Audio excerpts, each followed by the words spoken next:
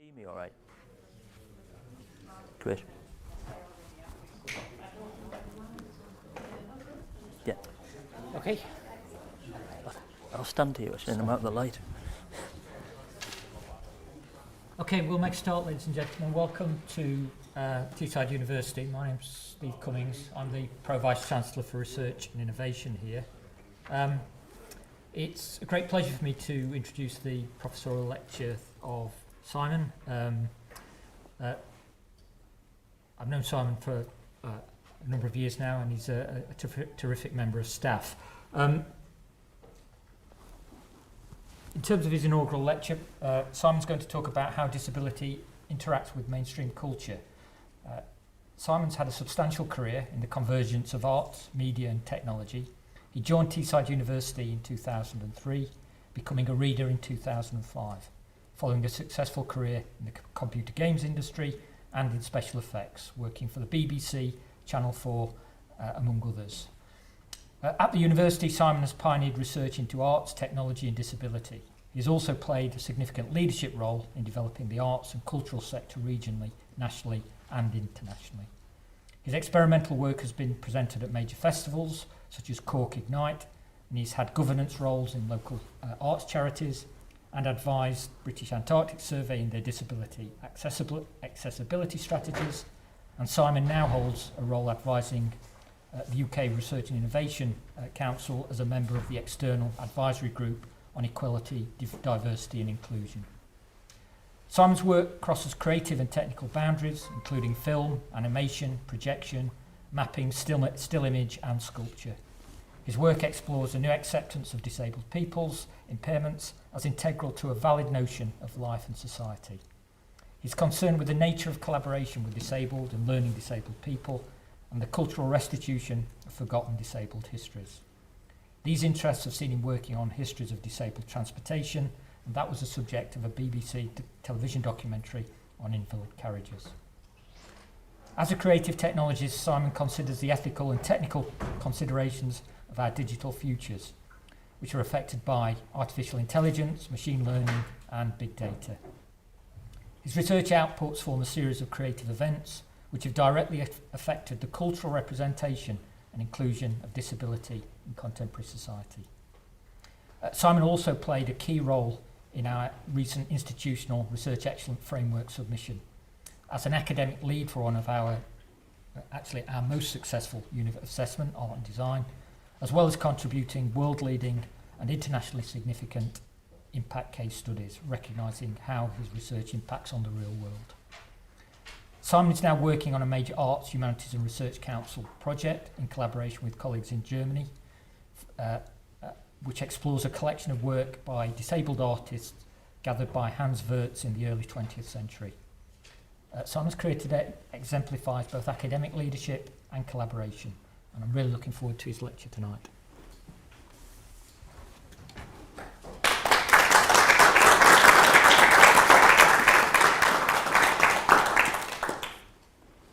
Thank you, Steve. I really appreciate your introduction and your comments, and I appreciate seeing colleagues and friends here and members of my family too, obviously. Thank you. We are broadcasting live across the internet as well, and welcome to all those joining us live in many places, including in Bahrain, which is quite a privilege.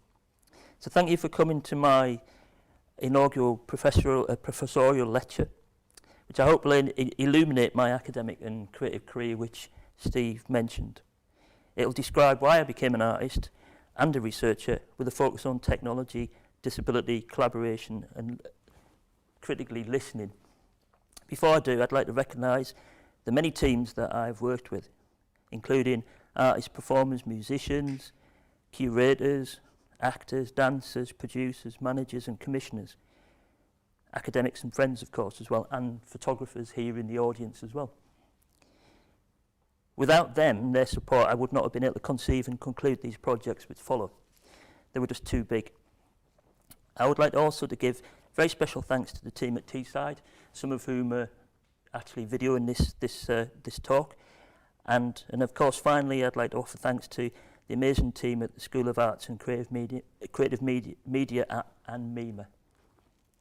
Both institutions are amazing and led by Laura Sillars. Just to say, I'll be asking our sign language interpreters to change over every 15 minutes, which is, we're doing quite an experimental setup here, so it's slightly complex, so bear with me. So I'm taking you on a journey, a high-level journey through my academic and creative career, and I'll be demonstrating how my research has informed my art practice, which in turn has led to impact in the real world. In doing so, I'll be taking you on a personal journey, which some people are familiar with, to explain how my interest in art and disability evolved before examining a small number of projects in detail and concluding with a vision of the future.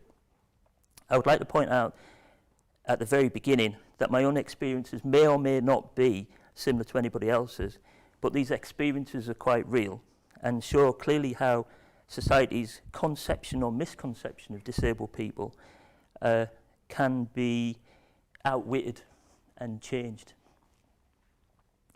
Given the depth of the knowledge of a lot of the people here, that's going to be quite a hard task, so I hope you enjoy this journey. So for those of you who don't know, obviously quite a few people do,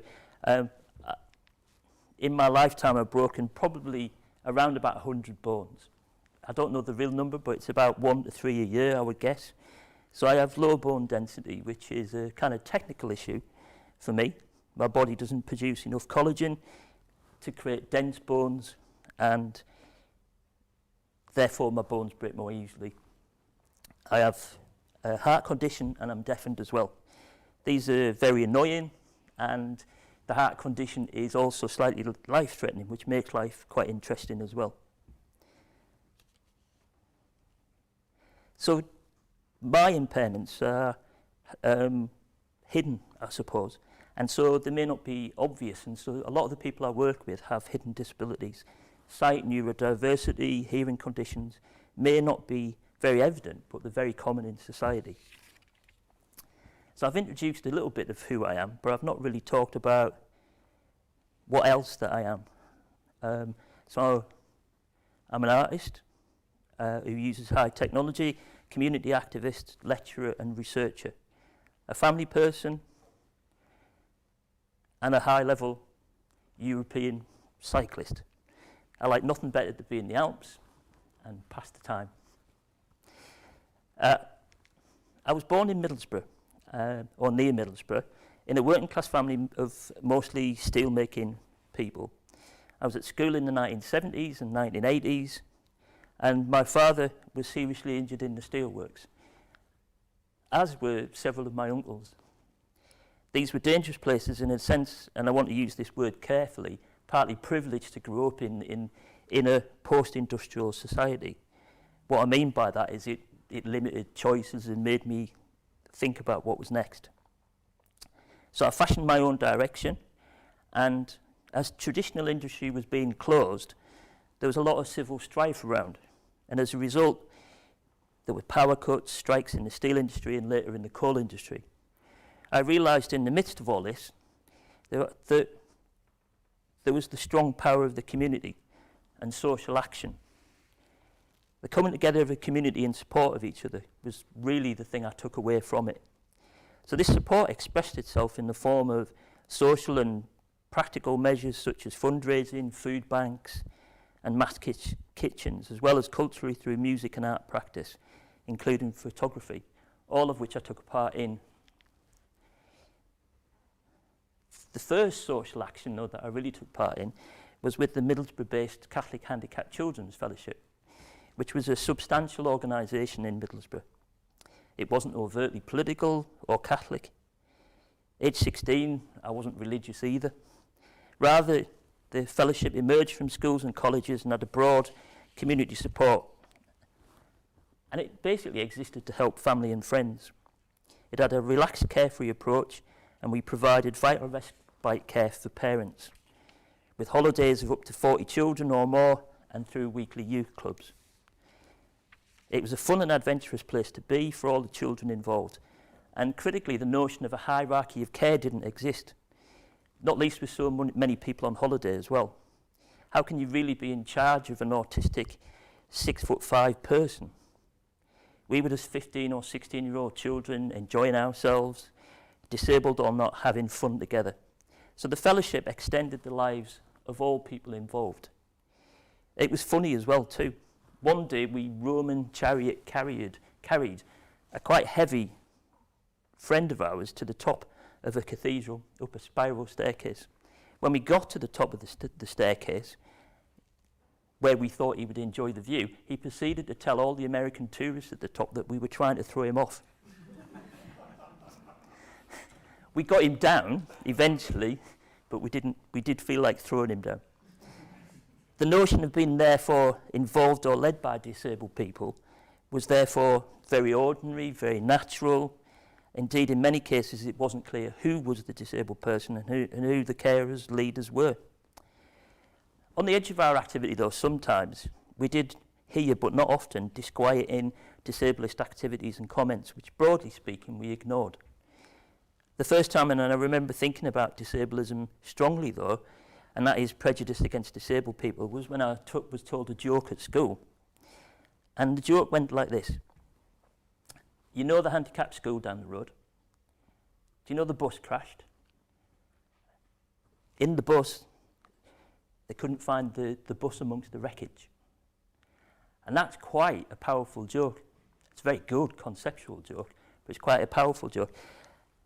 And at the time I thought, hang on, they're talking about me, they're talking about my friends. And I thought, wow, that's strong.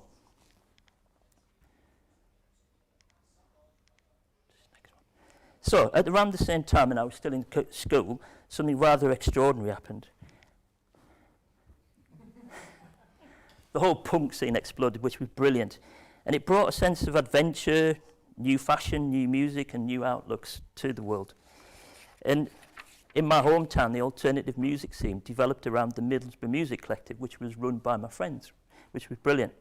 With a DIY approach to social and community action, inclusion and cooperation came really easily in that music scene. And I used to take some of my supposed charges from the fellowship to gigs, and where we were welcomed. And these were foundational experiences for me, which I've lived with and referred to ever since. They gave me a lifelong interest and insight into how society and culture are formed and constructed here in the UK. Who gets included and who doesn't get included? Who gets an education, promotion, success, and who gets their story told? Who gets to be validated as opposed to invalidated? So while I was doing all this, it never really dawned on me that I was disabled. I never really thought about it.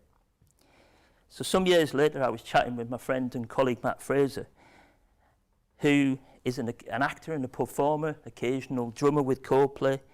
And he said to me, he never realised that he was disabled until he was 40, which I thought was quite a strong comment. I don't know if the signers need to switch over now. You give me a nod, Aaron?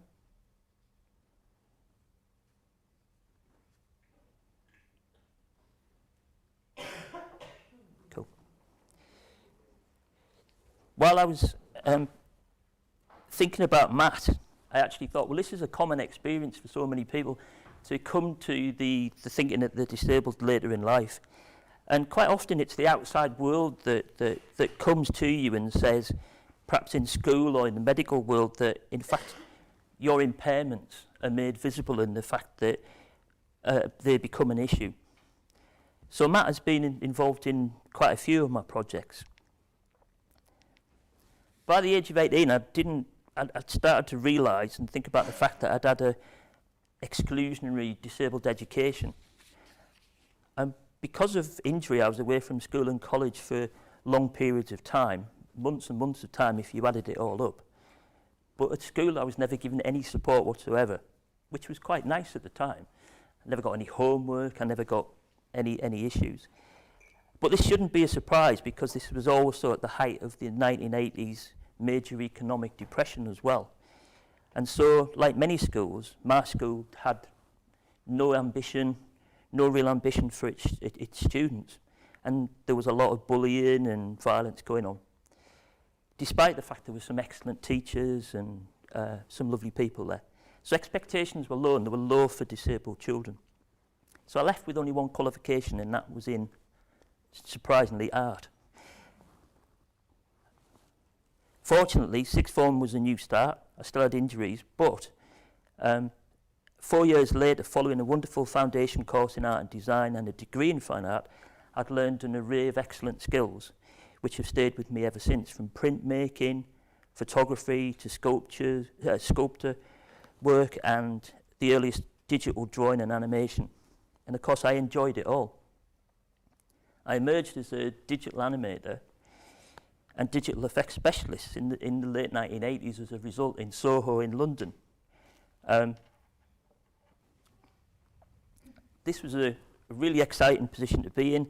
I relished the chance to use new technology, to take part in an adventure, and I had the patience to be an animator, which was really important because the computers I used were massive but slower than your mobile phones. We used animation software, very much like you see in the Dire Straits video here, and in this commercial, which was called Brilliance, we used this software as well. And this was, believe it or not, a commercial for the United States Canned Food Information Council. And if I remember rightly, it was only broadcast once during the Super Bowl. Imagine doing a commercial on canned food.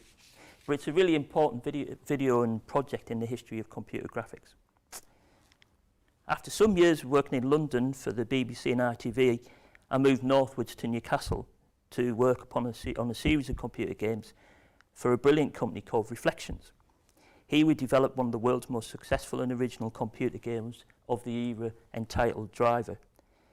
This franchise would become almost $1 billion franchise, and with company budgets necessarily in the millions, I also developed my skills in technology, animation, audio, and in particular a tool called motion capture. This would be very important in my later career and in my artwork. We also took diversity really seriously. We introduced subtitling to the series, for instance, which was possibly a first in computer games at the time.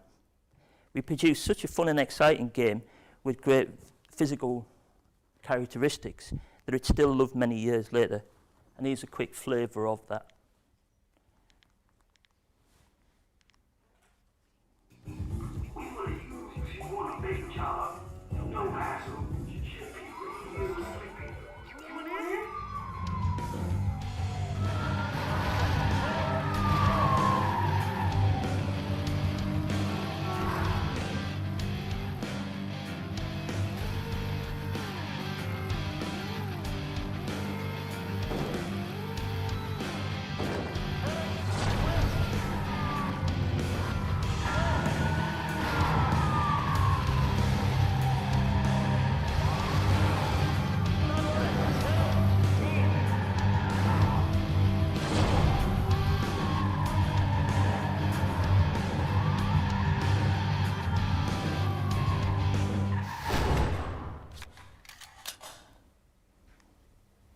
I still meet people who played that game, who remember that game, and it had a huge impact on game making in the Northeast. So when I joined Teesside University, I was asked at the interview what my research plan would be, what was I going to do. And I replied that I wanted to develop research into disability and movement. So I first set up a motion capture laboratory. I read important books, these are some of them, which informed me, particularly these books are really critical. I read about national and international law and studied statistics to do with disability and contributed to UK research and innovation and their analysis as well. I exhibited in important exhibitions and read about disability in culture. Arts Council are very much involved in this. There's some exhibitions. And despite the fact that somewhere between 15 and 20% of the population is disabled, and that the Arts Council has promoted inclusion for a long period of time, and that Great Britain is a signatory to the United Nations Convention on the Rights of Persons with Disabilities, Article 30 of which states that state parties recognise the right of persons with disabilities to take part on an equal basis in cultural life. I actually realised that disabled people were actually broadly ignored in culture. And that I didn't quite understand. So they were just not present as makers or actors, and if they were in mainstream media, if they were often present, it was actually in a stereotypical form or in an exploitative form. And there's an example of a couple of projects, a couple of films where quite often, I think there's statistics which really prove that if you pretend to be a disabled actor, you're more likely to get an Oscar.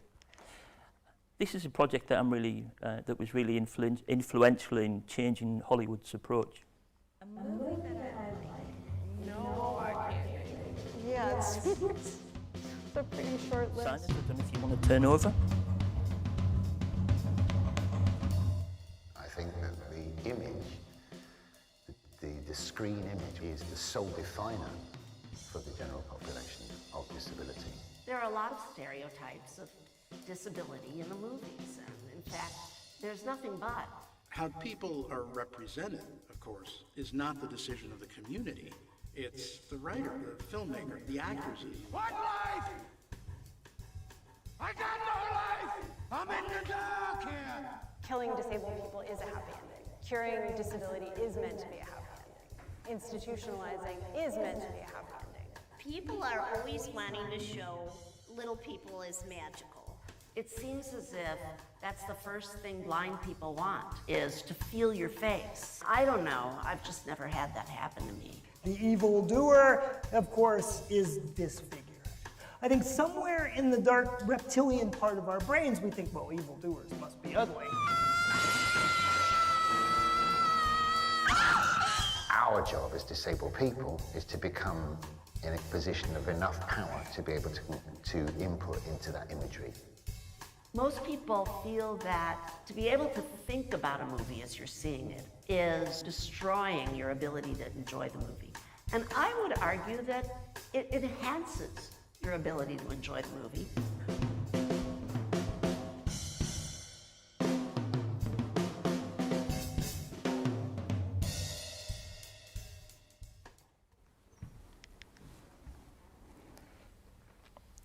And of course, it's not just Hollywood. This is an image of a BBC show entitled Beyond Boundaries.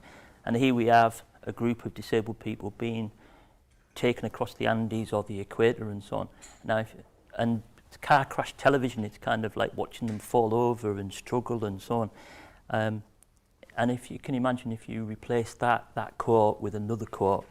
And this was only 10 years ago, 10, 15 years ago. So things have moved on substantially, which is great. So if there was nothing substantial or appropriate in UK media, the situation in other forms of culture was just as bad. From performance to theatre to dance to music to museums and modern history to opera, there was very little of substantial interest to people with impairments, to disabled people. The cupboard was bare. And of course, this reflects disabled people's historic exclusion from almost everything else. So, what did I do? So after this obviously is starting some 20 years ago. After rationalising these experiences, I came up with a creative plan and decided to do something. I had by this time gained a raft of knowledge, and some of it which was formal, some of it which was experiential. And I realised I wanted to contribute to a cultural shift and move away from a society that constantly pathologises individuals into one which was much more delightful and had a realistic category in which disability is a normal function of life and a source of creativity and enterprise. In the simplest terms, I wanted to use disability as a resource, as an avenue to explore and to have creative fun and excitement, to create new materials not seen before, and so for me, ignoring disability didn't seem an option. So as a result, I've created a myriad of projects over the last 15 years.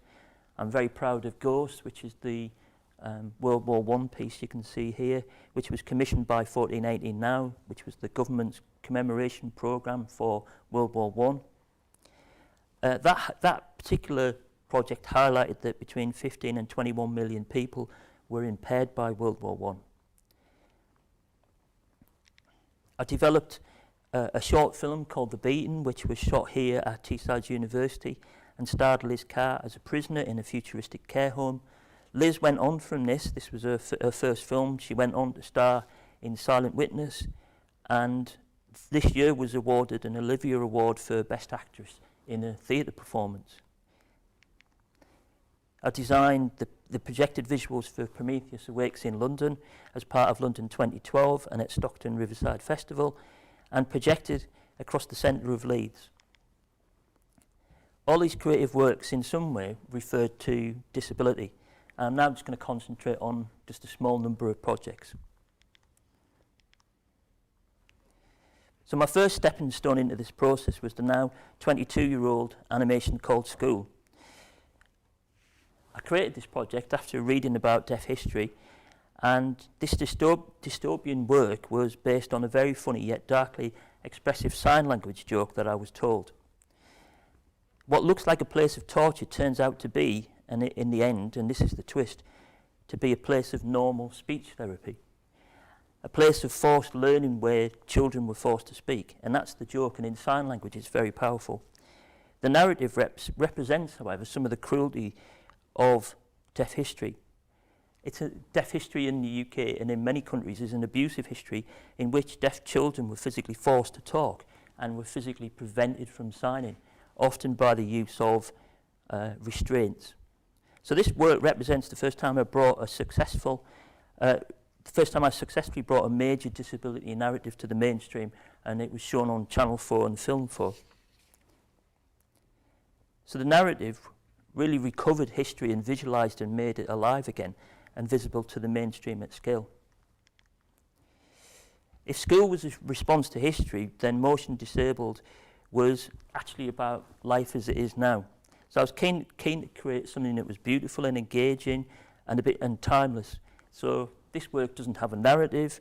The project concentrated on motion and was delivered with a group of disabled actors who directed their own actions, utilising their own agency.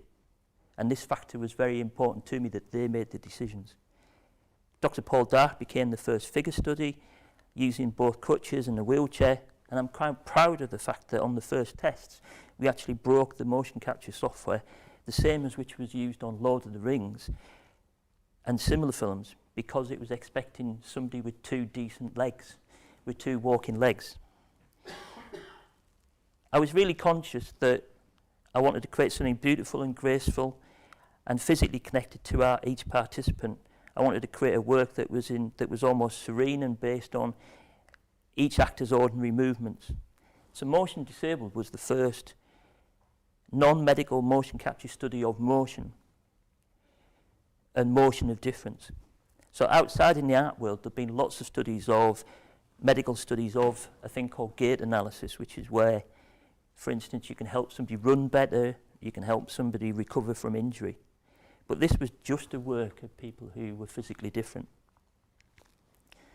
So in the process, I gained the support of the Wellcome Trust, and we captured 14 actors, including Baroness Tanny Gray-Thompson, with a wonderful team comprised of staff and students at Teesside University. Motion Disabled started its exhibiting life at Wolverhampton Art Gallery in 2009 and has major exhibitions across the world, including at the Smithsonian in the USA and in the Czech Republic.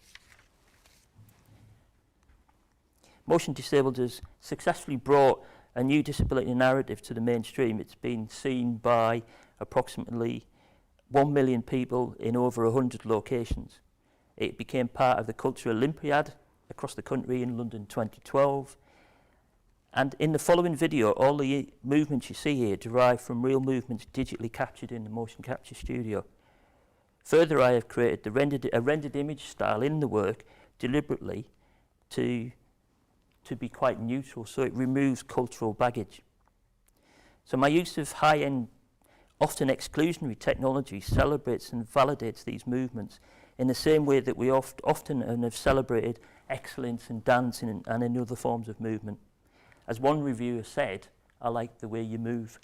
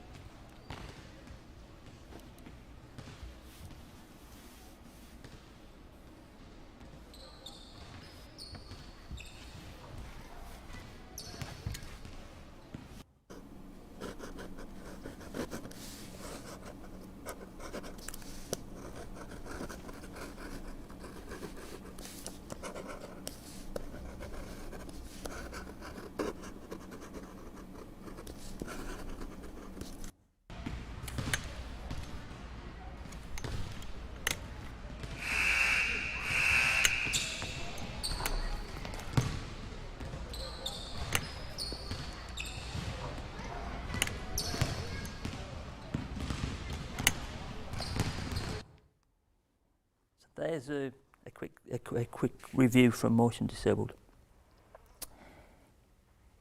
So if Motion Disabled has occupied many galleries inside, I actually realised that I wanted to work more outside and upscale my work. So building on prior outdoor work, an opportunity led to a really huge project in Ireland which became known as Cork Ignite. I'd worked on innovative computer games, as I've shown, so I thought, well, why not try something with the computer game level of ambition? The project was a real first for me in many ways, and in particular was the sense of scale of the envisaged project. Secondly, the development of processes which could engender co-authorship with disabled people and people with learning disabilities. And thirdly, the building of a substantial community outreach and program. In this slide you can see the projection site, the canvas, the tech base and the map. So what we have in yellow is the intended audience area, which was mapped for around about 7,000 to 10,000 people. After I was commissioned, I set up a really amazing team both here at Teesside University and also in Ireland with the support of key partners, including the National Sculpture Factory and also COBE. An initial team of around 10 disabled artists joined the project with an array of volunteers. I set out to create a 30-minute conceptual work which was quite different from the usual, or quite often usual light works, which are actually very decorative. To do so, I worked with the huge outdoor projections with the support of a major events company called Excel. Excel were brilliant, and they're supported by an amazing producer and a tech team. This is some of the equipment and some of the people.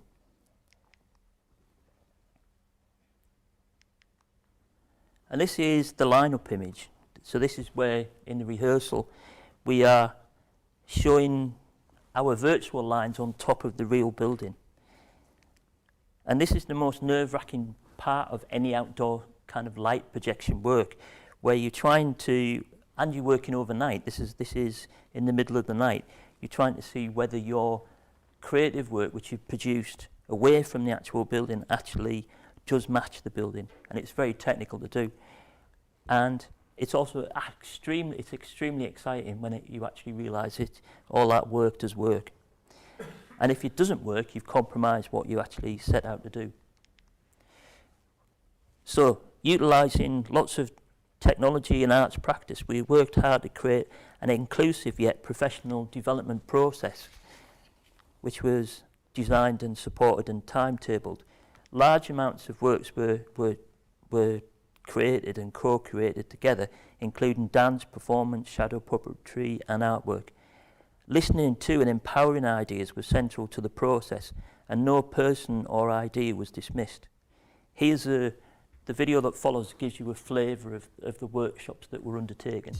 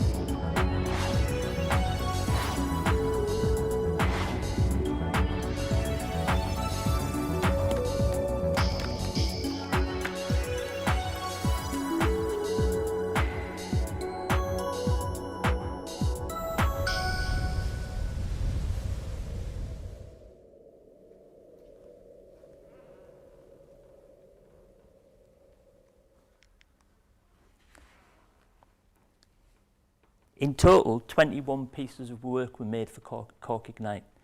And so this is what's called a previous image. It's an image that we've made to estimate what the event would look like. And it was made for advertising purposes as well. It's a completely virtual image. And this is what the actual real projection looked like, taken on the rehearsal period.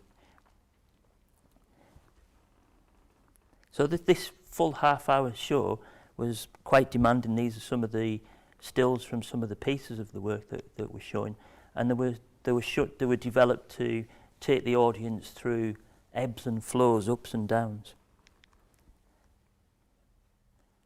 And the actors, the people in the project featured in the actual work as well.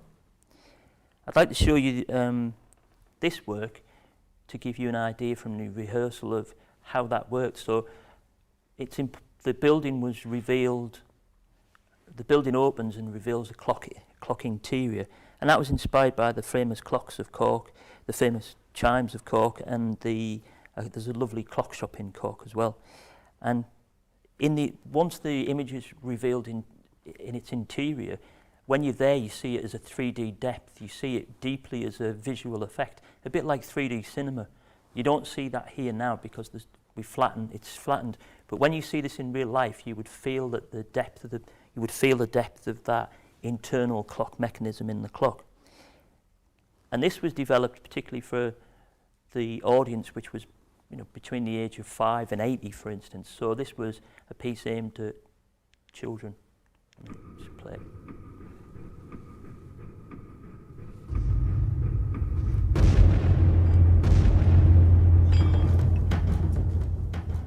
Sinus, I don't know if you want to swap over.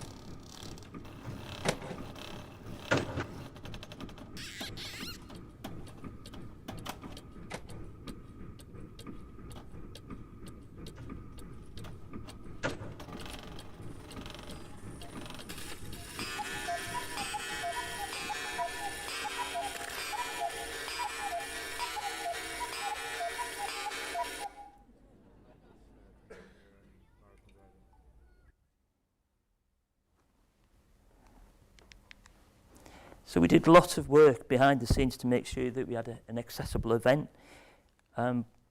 This included working with the Cork City Council. We provided live audio description for visually impaired people, for instance, which was presented via radio broadcast across both across Cork and the Munster region. So it had two purposes. We provided written audio description for deaf audience members as well, and we provided live streaming of the event to make it accessible for anybody who could not be there in person. We also provided a quiet area and also a safe viewing area. We took safety very seriously. With the support of Cork City Council, we operated a separate control room for the event. We had water safety services, police, ambulance services, and fire all on standby as well. This was all managed by an event manager whose CV included managing large-scale events such as Riverdance, so we were very well looked after. Cork Ignite grew substantially over the 2 years of its making, from an initial base of 7 to 10,000, from its initial base, with an audience of 7 to 10,000, Cork Ignite's research directly engaged with 20 organisations, 100 participants, including 20 disabled artists and their personal assistants, and 30 volunteers. We successfully promoted and created so much community involvement that 2 years to the day we actually delivered our maximum legally permitted audience. And this image shows you half the audience going well off into the distance, and that was repeated to the right all the way around and down another street as well. I'd just like to show you a bit of that project.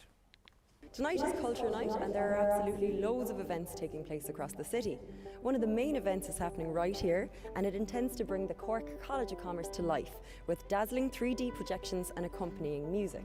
We're about to meet renowned artist Simon McKeown, who has worked with local artists and disability agencies to make tonight's event happen.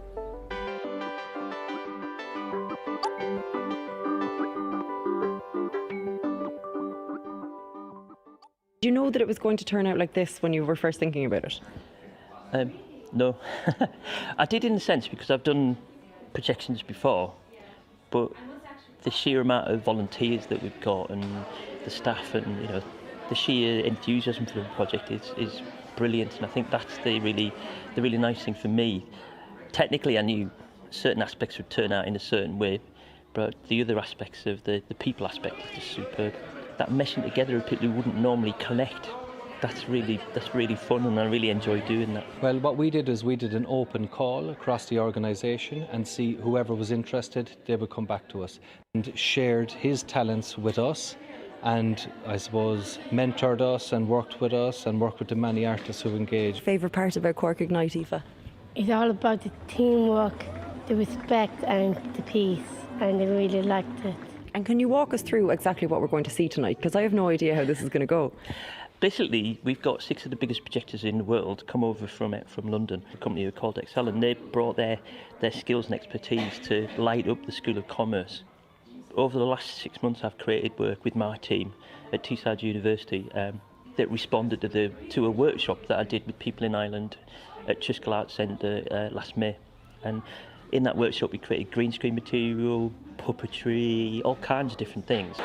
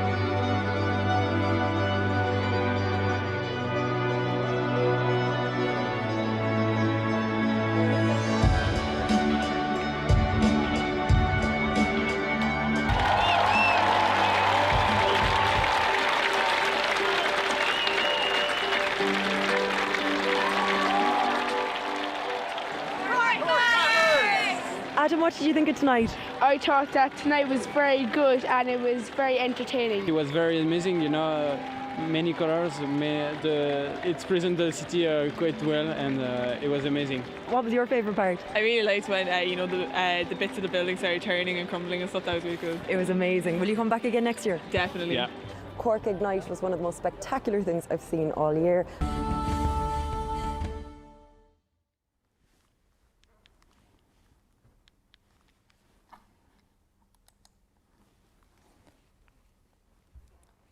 So Cork Ignite was unusual in that we'd promoted the enthusiasm of it, and once its scale and ambition was recognised, it was awarded the status of the central event of Culture Night Ireland in Cork, which is an all-Ireland event. Through its selection as the main and culminating event of Culture Night Ireland, Cork Ignite generated Ireland's most ambitious showcasing of talent from people with disabilities for a mainstream audience. Following Cork Ignite, I committed to a related project entitled We Are Still Here, which became the culminating event of St Helens' 150th anniversary. Over the course of a year, I had the pleasure of working with BuzzHub artists in St Helens, supported by Heart of Glass. And this was a major project, very technical, and working with the BuzzHub team, the project team consisted exclusively of people with learning disabilities. The team drew, photographed, videoed and performed, and took the costume and studied the facade of the town hall. The team made amazing artworks which were then upscaled into larger conceptual works, and the final event was again a massive visual festival. Here's some of the images from that. So it's an entirely different building in the sense of the town hall.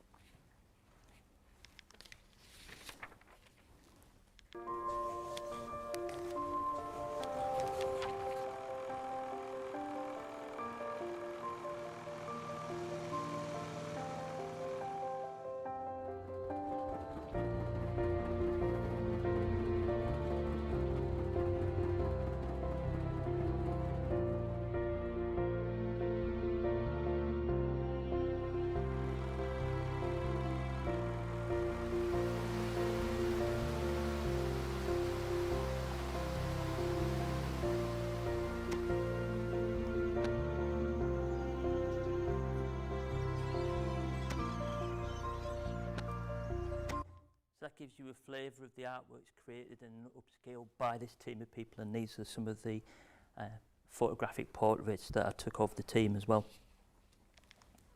The reaction to these projects was intense. This is just some of the feedback off Twitter and Facebook, and they all featured in the newspapers and so on. But they also had substantial effect with the organisations concerned. This is the director of BuzzHub, Dave Webster, and Dave talks extensively about how working on that project changed the project changed their organisation. It changed how they operated with their learning disabled clients, and how fundamentally they became a different organisation because of it. So I'm very proud of the people that I've actually worked with.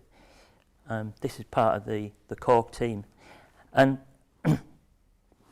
what did we achieve? Well, my researchers asked how could I develop state-of-the-art technical shows suitable for mainstream presentation, but critically with a disabled ensemble like you see here. I questioned whether this work could form a new benchmark for public art commissioning, new narratives and event processes at scale. So I sought to develop an innovative, disability-inclusive public art with ambitious engagement. In doing so, I hope I've demonstrated that creative thinking about disability in art can be so much more than an access ramp or a wheelchair. I have, I believe, created complex artworks that have demonstrated in my work and in the outdoor works how to reconnect and resurface narratives that are lost or ignored. Finally, I've deliberately achieved works at scale with disabled groups to suggest what mainstream culture could be like if society truly adopted a pluralistic approach which represents society and ceases to be dominated by narrow, singular and limited voices. So over the last 2 decades that I've been doing this work, the work has not existed in isolation. So the Arts Councils of the UK, have really contributed to this change over time, and they've developed new research and new methods as a result, as have the British Council, who exhibit and promote artists who work in this area across the world. There is, of course, a huge journal called Disability Arts Online, which also promotes this work. And, of course, in London, there is the Mayor of London's Liberty Festival. At MEMA, only in the next month, in July, for instance, we are hosting a project called We Are Invisible, and that is a project where 30 disabled artists are presented in all of the major galleries across the UK. I wanted to show you who one of my favourite artists with before I finish. So this is Judith Scott, and Judith Scott was, posthumously, her work is collected internationally, including by the Museum of Modern Art in New York. Judith had a hard life and was excluded from nearly all of it. She was put in an institution, and what she did in her last years as a fibre artist is truly extraordinary. It's also more extraordinary when you learn that she was a twin, that she was deaf and had no standard language-based communication. So for me, work takes on a hugely different importance. In my final video, I'd like to introduce you to my friend Dermot O'Leary. Dermot worked on Cork Ignite, and he indeed gave me an art history lesson about the fallen angels, a painting by Samuel Ford in the Crawford Art Gallery in Cork. Dermot followed this concept through in our studio work and performed in the final work as an angel. So in this presentation, I've tried to encourage the notion that presumptions and assumptions with regard to disability are often skewed and odd. And in response, I'd like to show you a video. Dermot has recently decided to become Mayor of Cork, and I would vote for him. The question is, would you? Ladies and gentlemen, my name is Dermot O'Leary. I am an actor with social inclusive arts. I have been doing workshops online using Zoom because of COVID-19. We create characters. One of my characters is the Lord Mayor of Cork. If I was Lord Mayor, I would focus on the arts. The arts are very important to keep people happy. I would make a new art scholarship for people with disabilities. They could study for 3 years in partnership with the theatres, dance, drama and acting schools in the city. I would employ staff to make the scholarship work. Some of the staff would be people with disabilities so that it is inclusive for everyone. I would also give money for making more movies and TV series in Cork, and for new pop-up cinemas, so we can watch the new release. COVID-19 has changed my life and the lives of many others. I still have my dreams. I am still doing auditions and working on my acting. The arts are keeping me going and keeping me in touch with people. I don't go out much at the minute, but I hope in the future we can get back in the theaters and cinemas again. Please support the arts and help them to get stronger and stronger. Thank you.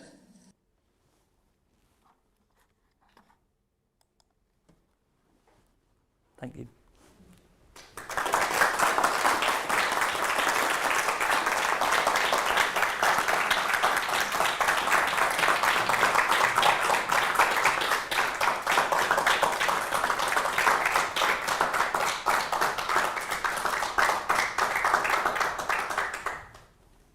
Thank you, Simon. That was an extraordinary journey and an extraordinary narrative about your life and your creativity. I think, yeah, it's very moving and I think extraordinary piece of presentation. There is an opportunity to ask questions in the room and colleagues will have a roving mic. And I think there are also many people joined us online and I think if there are questions, some of my colleagues might share them with us. So if anybody does have questions, then please feel at liberty to ask them. And if not, that's fine, and we'll just check online, see if there is. No. I have one, if I may. You said that you felt things were getting better in terms of the representation of disability, and it had improved over the last 10 years, and you showed that image from that BBC. Yeah. Do you think that's a sustained improvement? Do you think do you think there's a reason for that? Do you think some of the work you've done has contributed to that, or? I think so. I think there's a big shift. I think for me, just look at Strictly Come Dancing, the first deaf dancer. If you look at Britain's Got Talent, you can see just this year. Well, we can look at Lost Voice guy in Britain's Got Talent, and you can look at the fact that this year we've got a 12, 14-year-old boy singing "Don't Feel Sorry for Me," who's got brittle bones. So I do think there is a shift. I think there's a shift in culture as well, generally. But I think there's a museum shift as well. I think there's a shift culturally across the board. And so we will see Liz Carr, winning an award. It's not there yet. Liz Carr had lots of, she wasn't treated, when she won the Olivia Award, she was treated differently actually on the set because the set couldn't cope with her being in a wheelchair. So it's still not right, but it's definitely a big improvement than 15 years ago.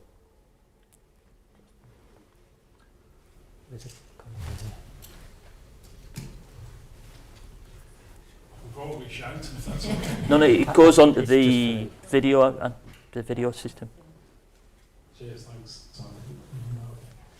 Yeah, you said that you were quite proud that you needed to break some of the software in the industry to make it work. I guess that relates to the software and hardware. How much do you think the industry needs to be broken, and how much of it needs to be created? I think the final video sums all of that up. I think we need to be comfortable with being led by people who are disabled, including people with learning disabilities, and how that changes society will be fundamental. So it will change the software, it will change the hardware, it will change all of our experiences. And why do we decide that anybody's experience of life is more valid than somebody else's? I've never understood that. So in an engineering sense, that's also the same problem. I just wondered what comes next. What's the next? Next is the project that Steve mentioned, which is the project in Germany, which will take me 2 years to finish, which is the biggest collection of images of impairment that I know of in the world, that was collected in the early 1920s, 1910, 1920, 1930, and was kind of very quickly taken to the Czech Republic because the Nazis were involved and didn't like the material being collected, didn't like it being exhibited and so on. So that will take me the next 2 years, that project.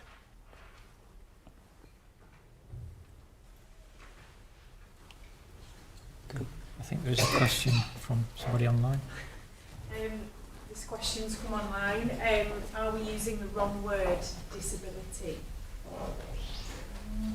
That's a tricky question. People are impaired, and they, in my view, they are disabled by society. Society chooses who to enable or disable. So that's my answer. Is impairments are one thing, like if you wear glasses or use a hearing aid, but it's society that chooses to enable or disable you.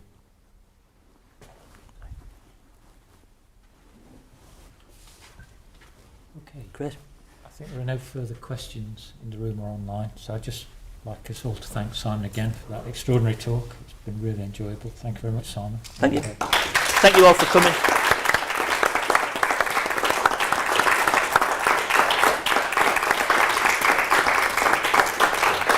Cheers, Steve.